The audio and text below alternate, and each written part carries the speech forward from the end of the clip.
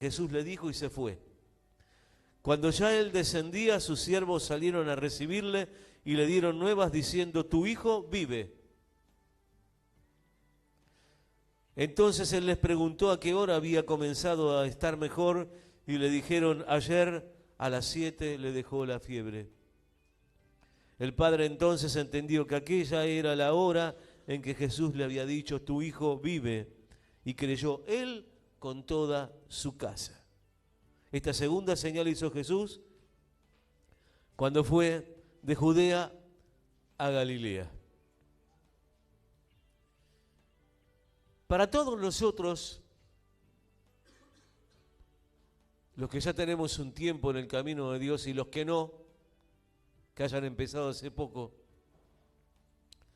tenemos que tener en claro una cosa, que el sentido real de los milagros que Jesús hizo y hace tienen vinculación, esos milagros, escúchenme bien, porque si no se malinterpreta todo, con el arrepentimiento. Con el arrepentimiento. Porque esos milagros produjeron arrepentimiento en muchas personas. Ese es el motivo de los milagros. Lo voy a decir de una manera tal vez común, pero importante que lo tengamos presente. Jesús no era un milagrero. Jesús no era un gurú que andaba por ahí sanando gente. Jesús era Dios mismo en la tierra, buscando, principalmente, porque la obra principal de Dios es nuestra conversión, o sea, el arrepentimiento y no el milagro. ¿Entiende esto?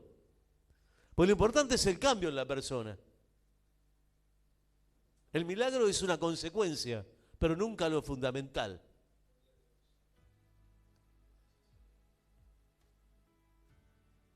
Por eso para Jesús era importantísimo el arrepentimiento.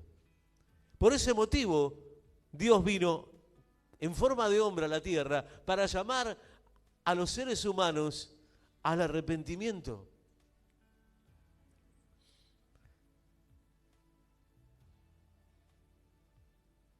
Si ustedes ven en Mateo 4:17, no lo busquen si no quieren, yo se lo leo.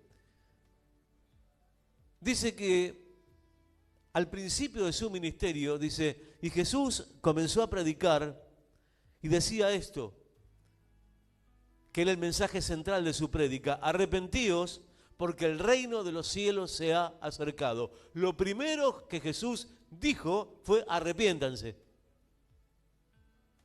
Lo primero que él hizo no fueron milagros, lo primero que él hizo fue un llamado fuerte a las personas al arrepentimiento. Y el arrepentimiento, hermanos, es importante que hoy en día más que nunca lo prediquemos. ¿Saben por qué? Porque el arrepentimiento tiene que ver con un cambio de vida que nos favorece. Arrepentirse no es como decir: yo soy culpable, tengo que tener remordimientos y me tengo que morir en medio de la condena de las cosas malas que hice. De ninguna manera, no es eso el arrepentimiento, ni ese es el sentido del llamado de Dios al arrepentimiento. El llamado de Dios al arrepentimiento es para que cambiemos nuestra forma de pensar, nuestra forma de vivir y podamos vivir mejor. ¿Se comprende esto? Y una de las herramientas de Jesús, una de las herramientas, es el milagro. No es lo central el milagro, lo central es el arrepentimiento. Las personas veían que Jesús obraba con poder y esas personas quedaban maravilladas. Y luego, ¿qué venía? El arrepentimiento, la conversión, ser otra persona. Como dijo, que el que en Cristo, dice el apóstol, nueva criatura es. ¿Cómo se entiende esto? Nueva criatura. Esto quiere decir, me arrepiento de mis actos, de mi vida, y comienzo a encarar una nueva vida como Dios quiere que la encare en su voluntad. Porque la voluntad de Él, decíamos, es agradable y perfecta. Por lo tanto, si hago la voluntad de Dios, las cosas me van a funcionar mejor. ¿Amén? Yo entiendo esto. No sé usted, yo lo viví y me dio resultado. Yo era una persona que estaba atado en la miseria total, trabajando. Y trabajando muchísimo. Y tratando de mantener una familia numerosa. Y no podía. No, todo era poco. No podía, no tenía manera. Estaba endeudado. Era terrible lo que vivía. Hasta que un día Jesús llegó a mi vida. No quiero entrar en detalle porque sería muy largo cómo fue esto. Pero sí puedo decirles que lo primero que hizo Jesús conmigo no fue ni prosperarme ni nada. ¿Saben lo que hizo? Hacerme cambiar mi forma de pensar. Me llamó al arrepentimiento. Y yo comprendí que era necesario que hubiese un cambio en mi vida para que las cosas fueran diferentes. Dejé de buscar la justificación en los demás y en la situación y en la economía y en esto y en lo otro y empecé a darme cuenta que había algo que yo tenía que hacer para que las cosas cambiaran y eso tenía que ver con un cambio en mi vida, en mi forma de pensar, en mi comportamiento. Eso es arrepentimiento. Y cuando yo hice eso, ¿saben lo que pasó? Cuando yo lo entendí, ¿saben lo que pasó? Todo un tiempo, todo un proceso en el cual yo me congregaba, recibía palabra, aprendía, empezaba a vivir las cosas de Dios, creía. Me despojé de la incredulidad que tenía al principio, porque era incrédulo. Yo iba a la iglesia por acompañar a mi esposa, porque la que tenía fe era ella, no yo. Y hasta me reía de las cosas que pasaban en la iglesia. Yo todo lo intelectualizaba, lo pasaba por el razonamiento. Hasta que un día el Señor me sacudió y me dijo, todo eso que tenés en tu cabeza es basura, sacalo de tu cabeza. Porque todas esas cosas casi me conducen a la muerte. Y cuando el Señor me hizo entender esas cosas, ahí empezaron a haber cambios. Primeramente, empecé a darme cuenta que ese cambio que Él quería que se opere en mí estaba dando resultados a mi alrededor. Y después, una vez que se completó ese proceso en mi vida, empezó a abrirse las puertas de la prosperidad, de la bendición. 2 años.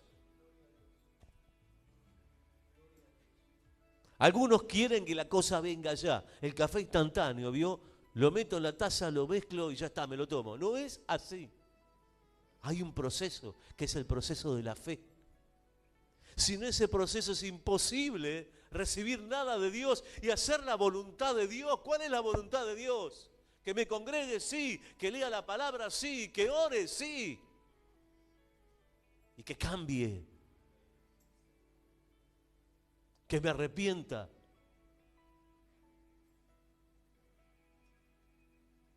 Como decíamos el jueves en esa palabra de Jeremías, no se alabe el rico en su riqueza ni el valiente en su valentía, mas alábese en esto, en entenderme y conocerme que yo soy el Señor.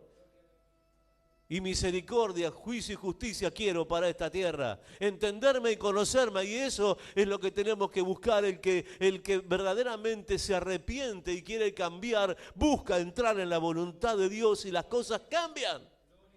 Pero cambian de verdad, hermanos. Por eso el Señor, el mensaje central de su prédica era arrepiéntanse.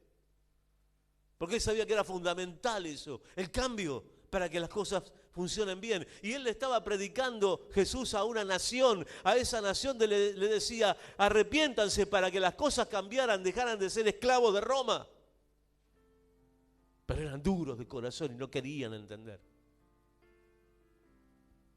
Y hoy día eso también ocurre. Todo el mundo quiere el milagro. ¿Quién no quiere un milagro? Yo también lo quiero.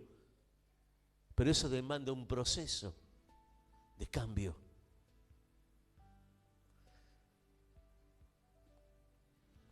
Actualmente y en esa época también vemos mucho énfasis en las sanidades, en los milagros, no todo eso, pero Jesús dejó muy claro que el gran propósito que sus milagros tenían era que la gente se arrepintiera y se apartara del pecado.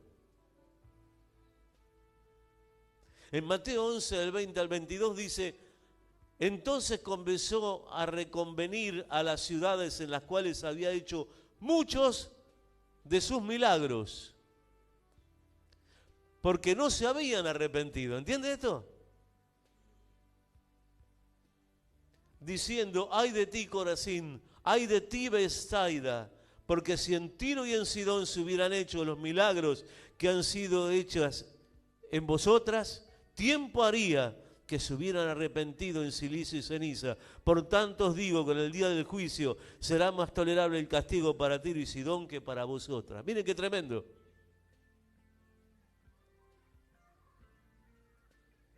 Tenía que ver con la salvación.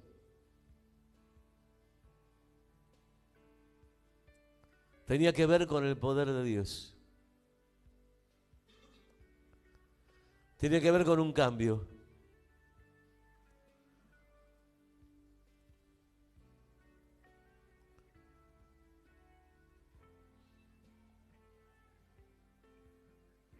Él no hacía milagros para llamar la atención, ni para aliviar solamente las necesidades humanas. Él sabía que era importante que hubiese arrepentimiento para que no terminaran en el infierno. Mire qué tremendo.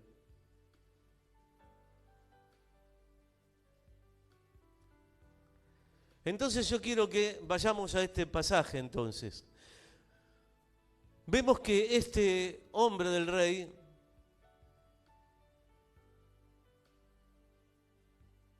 se entera que estaba Jesús, estaba atento a la presencia del Señor. Y cuando vio que llegó, fue a él y le rogó que descendiese y sanase a su hijo que estaba a punto de morir. Dice que entonces es tremendo porque Jesús le dice otra cosa. Entonces Jesús le dijo, si no viereis señales y prodigios, no creeréis. Ahora, él no se lo dijo a ese hombre que estaba ahí, clamando por eso. Él se lo dijo por todos los que estaban mirando, por esos galileos que estaban mirando lo que estaba ocurriendo en ese momento. ¿Comprende usted esto? ¿Sabe qué? Porque eran los mismos galileos que al principio lo habían criticado. Y fueron los mismos galileos que después lo recibieron porque había estado en las bodas de Caná y cambió el agua en vino. Por eso dijo, fíjense que él habla en plural, no le está diciendo a vos, si vos no ves un milagro no vas a creer. Está diciendo, si ustedes no ven señales y prodigios, no van a creer.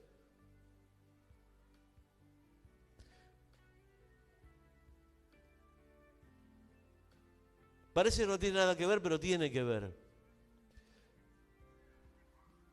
El oficial del rey le dijo, Señor, desciende antes que mi hijo muera. Este hombre tenía una idea de cómo pedirle a Dios. Este hombre tenía una idea de qué quería de Dios.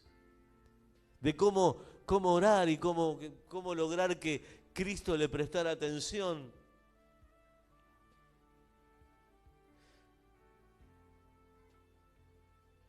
Pero ahí Jesús le vuelve a responder con autoridad también. Ve, anda, tu hijo vive. Y mire qué notable esto. El Señor le da una respuesta, le dice, anda, tu hijo vive. El Señor le está dando una orden.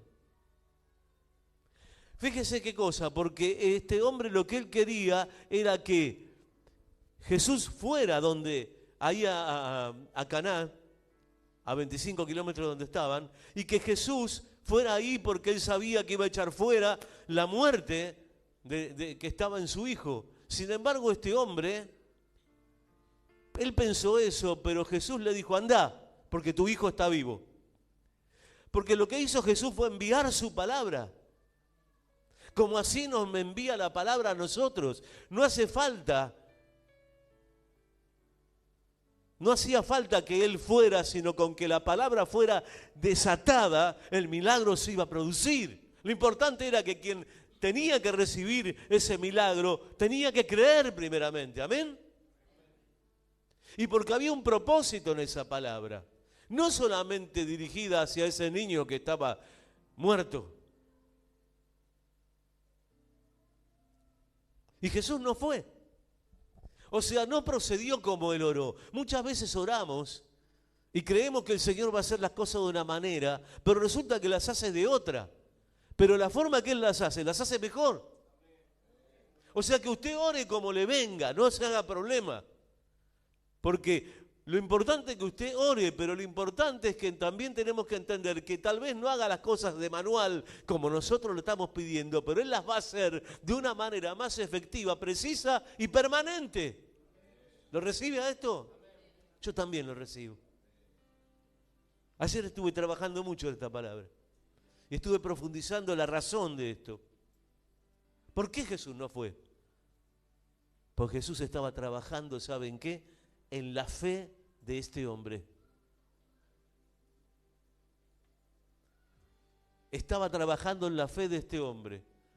Primeramente, cuando declaró eso sobre los milagros. Y segundo, cuando le dijo, no voy, anda, tu hijo está vivo. ¿Saben qué? En la concepción, en la mente humana de este hombre estaba, no, y si Jesús no viene, no va a pasar nada. Y Jesús le dijo, anda, porque Jesús, ¿qué es? El Verbo encarnado, ¿sí? Todos saben lo que es eso. ¿Qué es un verbo? Una palabra. Jesús es la palabra de Dios hecha hombre. O sea que Jesús tiene autoridad en esa palabra que Él da.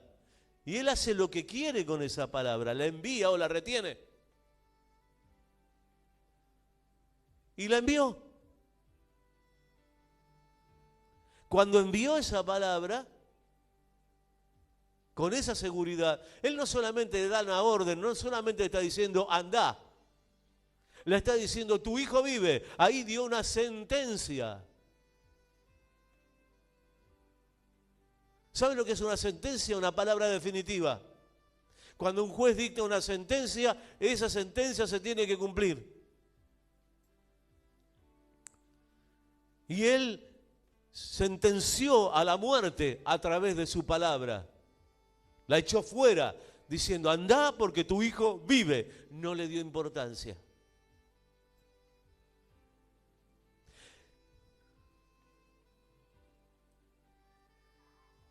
Ahora, ¿cuál es la actitud del hombre? ¿Qué hizo inmediatamente? Y el hombre creyó, escuchó, el hombre creyó la palabra que Jesús le dijo.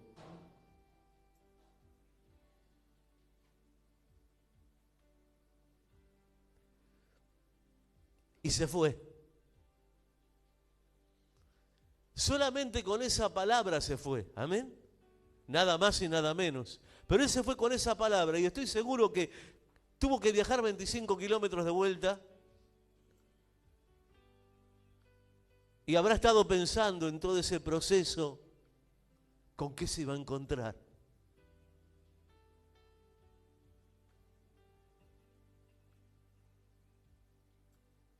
Y lo que ocurrió fue que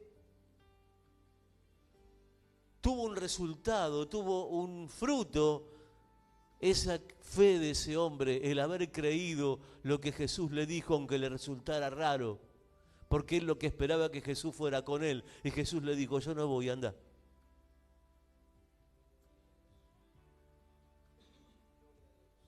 Lo destacable de este hombre es que obedeció, amén, porque la fe está vinculada a la obediencia. Si vos querés que Dios haga algo en tu vida, empezá a obedecerle.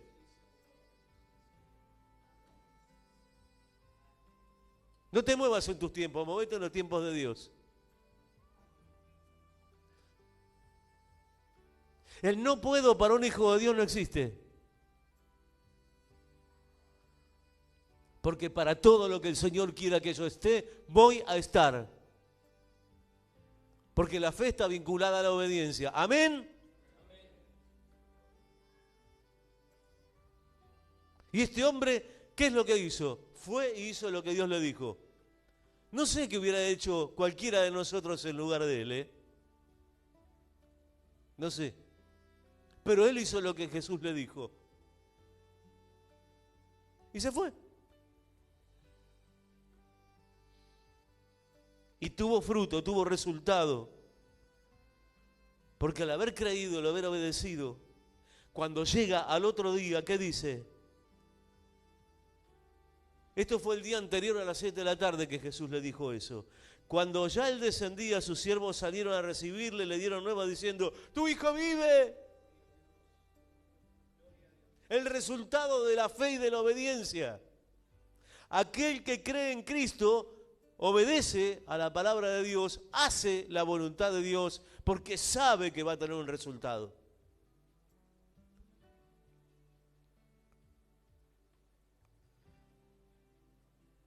Ayer a las 7 de la tarde le dejó la fiebre, dijeron. El padre entonces entendió que aquella era la hora en que Jesús le había dicho, tu hijo vive. Y acá está lo más importante de todo esto. Y acá entendemos lo que viene como arrepentimiento. Y creyó él con toda su casa. Esto es, creyó él y toda su familia. Porque cuando hablan de la casa de, en la Biblia hablan de la familia de. Y creyó él con toda su casa. Todos se convirtieron por ese milagro. Pero fundamentalmente porque ese hombre obedeció a la palabra de Dios. La diferencia mínima era que este hombre podía creer o no lo que Jesús le dijo. Pero él decidió creer. Y no solamente creer, sino obedecer a su palabra. ¿Cuánto dicen gloria a Dios? No olviden entonces, hermanos, el orden de la bendición. ¿Cuál es el primero? Arrepentimiento, segundo, fe, tercero, milagros. Y si seguimos ese orden, vamos a encontrar lo que esperamos, pero mucho más de lo que esperamos. El hombre entendió que Jesús no iba a hacer la voluntad de él. Jesús hizo su voluntad. Dios va a hacer sobre tu vida su voluntad. Si vos querés y si vos creés en la palabra que Él te da, aunque te resulte raro, extraño. ¿Cómo tengo que hacer esto? Muchas veces el Señor nos lleva a hacer cosas que no entendemos, pero no te preocupes, Él sabe lo que quiere hacer con tu vida. Cuenta una historia que estaba Eliseo en su lugar y había un general sirio que tenía lepra.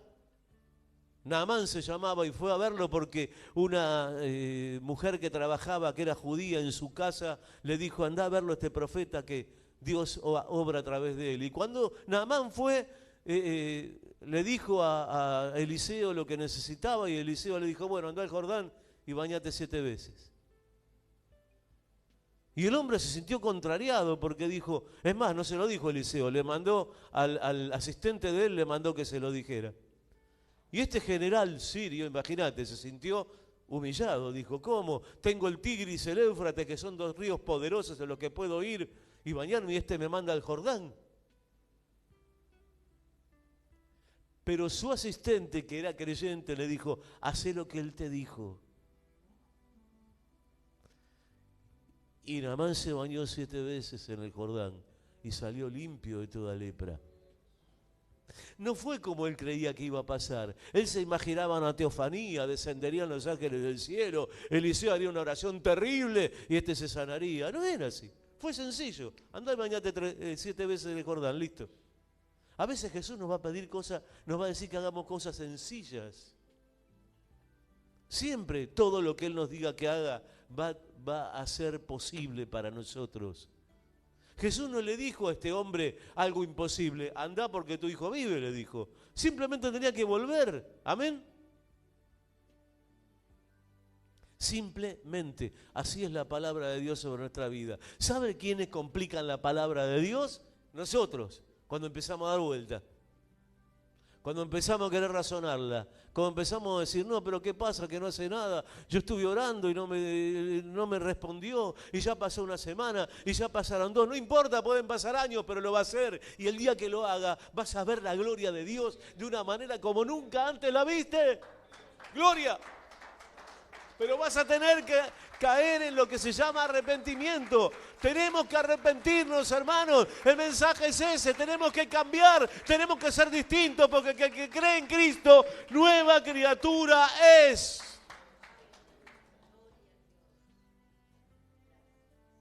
Que Dios te bendiga con esta palabra. Y te la lleves. Y la guardes.